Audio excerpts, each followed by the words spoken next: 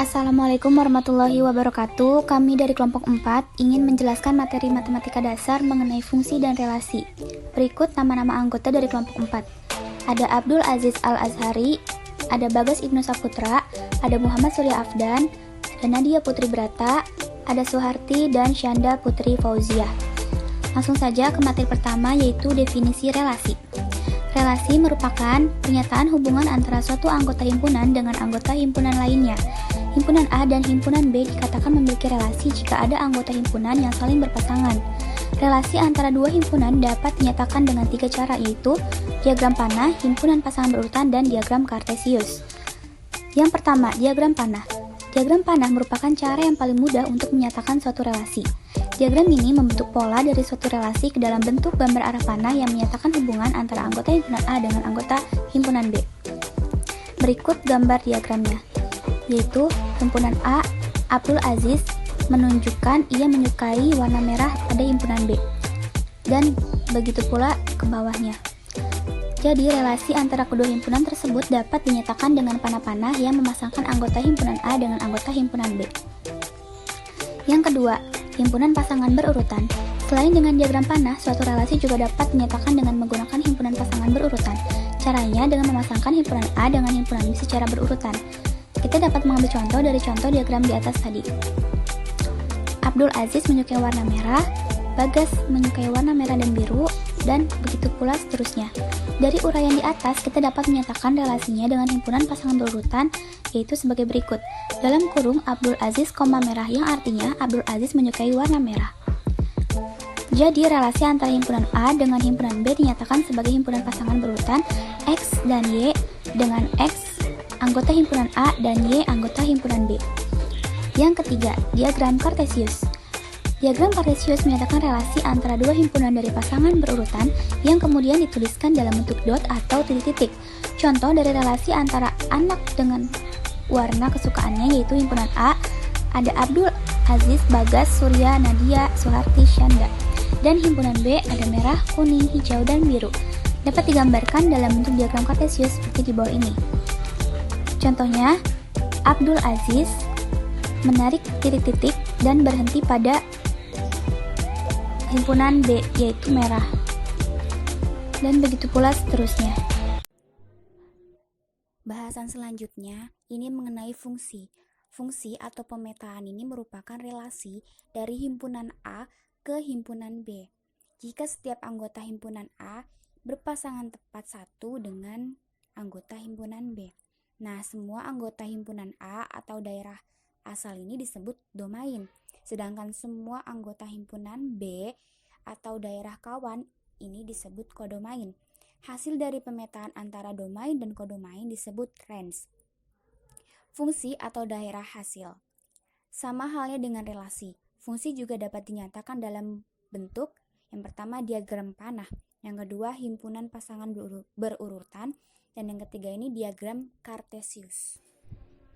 Sifat-sifat fungsi. Suatu fungsi ini dibagi menjadi 3. Ada fungsi surjektif, yang kedua ini ada fungsi injektif, dan yang ketiga fungsi bijektif. Seperti di slide sebelumnya, yang pertama ini ada fungsi surjektif. Jadi fungsi surjektif ini kita lihat sudut pandangnya dari himpunan yang B atau di kodomain. Nah, di setiap elemen di B ini harus punya pasangan di A. Contohnya, merah ini punya pasangan di Bagas, terus juga kuning ini punya pasangan di Nadia, dan seterusnya. Dan dalam fungsi surjektif ini, himpunan B ini boleh memiliki pasangan lebih dari satu. Contohnya, misalnya merah ini punya pasangan Bagas, tapi merah juga punya pasangan di Abdul. Ciri-ciri dari fungsi surjektif ini adalah biasanya jumlah anggota daerah asal atau himpunan A yang di kiri ini jumlahnya lebih besar daripada jumlah anggota daerah kawan yang di sebelah kanan ini. Ini ada fungsi injektif. Jadi fungsi injektif ini adalah fungsi satu-satu. Pasangan anggota himpunan daerah asal dengan daerah kawan ini tidak boleh sama. Nah, untuk setiap elemen himpunan di A ini harus punya pasangan tepat satu di daerah himpunan B. Ciri-cirinya ini adalah jumlah anggota daerah asal itu lebih kecil daripada jumlah anggota di daerah kawan. Nah, yang ketiga ini ada fungsi bijektif. Jadi, fungsi bijektif ini adalah merupakan gabungan dari fungsi surjektif dan juga fungsi injektif. Biasanya atau sering disebut juga korespondensi satu-satu. Dalam fungsi ini, setiap anggota himpunan A ini mempunyai tepat satu pasangan di himpunan B. Ciri-cirinya adalah jumlah anggota daerah asal ini sama dengan jumlah anggota daerah kawan. Berikutnya, ada himpunan pasangan berurutan. Selain dengan diagram panah, suatu fungsi juga dapat dinyatakan dengan menggunakan himpunan pasangan berurutan. Caranya ini dengan memasangkan himpunan A dengan himpunan B secara berurutan. Kita bisa mengambil contoh dari contoh diagram bijektif tadi. Dari uraian di atas ini kita dapat menyatakan bahwa fungsi dengan himpunan pasangan berurutan ini sebagai berikut. Abdul merah, Bagas kuning, Surya hijau, Nadia biru, Suharti nila, Syanda hitam. Jadi, fungsi antara himpunan A dengan himpunan B ini dinyatakan sebagai himpunan pasangan berurutan X, Y ini dengan X adalah anggota himpunan A dan Y ini adalah anggota himpunan B. Terakhir, fungsi juga bisa dinyatakan dalam bentuk diagram kartesius. Slide ini sudah dicontohkan ada diagram kartesius fungsi surjektif, terus juga ada diagram kartesius fungsi injektif, dan ada diagram kartesius fungsi bijektif. Saya akan menjelaskan salah satu diagram kartesius, yaitu diagram kartesius fungsi surjektif. Jadi dalam diagram ini, garis A ini disebut dengan sumbu X atau domain, dan garis B ini disebut dengan Y atau fungsi X atau kodomain. Dalam diagram ini, domainnya dimulai dari Abdul.